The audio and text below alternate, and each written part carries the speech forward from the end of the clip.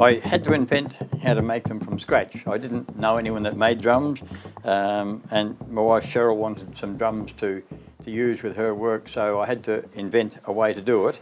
And originally I worked on steaming timber, preparing it, soaking it so it could absorb a lot of moisture, and steaming it so that moisture would heat up and make the timber pliable. And then I would bend it into a circle and clamp it like that way for several days so it would set. And it's a bit like toffee. When it comes out of the steamer, you get about 15 seconds to form it into a circle, otherwise it just clicks and goes hard. But the way I make them now are in segments. There are a multitude of segments. I make them between 8 and 24 segments. It all started about, what would it be, about 16, 17 years ago. And they just sort of slowly evolved ever since. They're getting more, some of them are getting more complex, some of them are getting a bit simpler. As you find refined ways of doing things. I constantly think and work away at how things, is that the most efficient way I can do it? Is there a better way I can apply the force to get what I want? Is there a better way to attach the skins so that there's no movement in them? It's just a matter of evolution, and just like the rest of us, it just takes time, takes over time, and away you go. I'll start off with the beaters if you like. The beaters end up looking like that, something similar to that. They're a natural timber handle with a sheepskin head on them, filled with the same things you use in teddy bears. I get sticks just from the bush. That's actually a native pear, that one. A beautiful timber to use. The tops themselves are a little bit more complicated. I mark them out on the sheepskin that I buy. There are 26 holes around the edge of it. I punch each one of those. So they end up like that. So it's tied tightly around in the groove on the where I've cut the notch in the stick. That one is in 16 segments, and they're made from segments like these.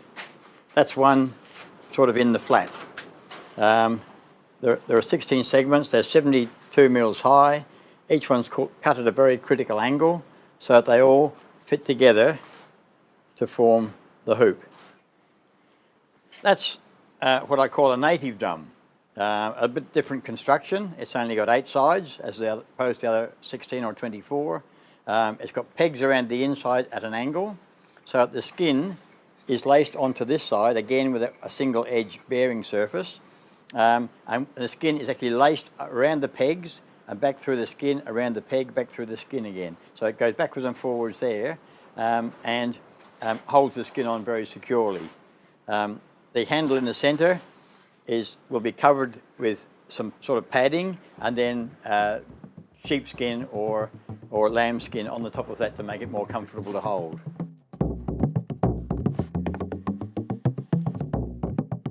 The other drums I make are a bodhran or bodhran drum, an Irish rhythm drum. Mine are a bit different from normal. They're just normally made with perhaps a plywood, 3 layers of plywood or veneers. Mine are made with solid timber but in segments, same as my other drums. This one has got 18 segments. They've evolved slowly over the last 3 years since I've been making them. They're tunable. The edges have yet to be finished on this. This is a very basic hoop waiting to be cleaned up and sanded. There are 6 tuning points inside it. They're cut at an angle so that the screws that adjust the tuning can go through and press on the ring inside here, which presses on the skin. I make them either single or double skinned. The double skinned ones are slightly muted tone, but a more mellow sort of tone. They just give you a different, using a microphone to play them, they sound brilliant. The finished product looks something like that, which is a beautiful piece of hewn pine. There are 2 pegs in each of those segments where they're tuned, little containers there. There are 2 pegs which take the strain of the tuning. The tuning screws push against the black ring, which forces the skin out and increases the tone of it. So there are quite a few features to this drum. There's another protection ring around the inside on which you can rest your fingers when you're playing to stop it muting the tone of the skin. So that's a finished bodhran or bodhran, and I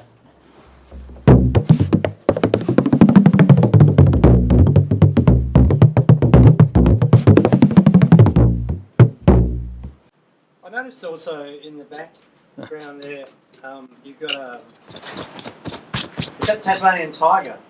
It is actually, yes, yes. Nice, good of you to notice that one. They're not normally visible like that. It was indeed. Yeah, just a skin I got years ago, about 5 or 6 years ago, from a guy at Molesworth, I think he lived in. No, Mole Creek it was. Yeah, he just had some at the back of his place, and I got a couple of skins from him.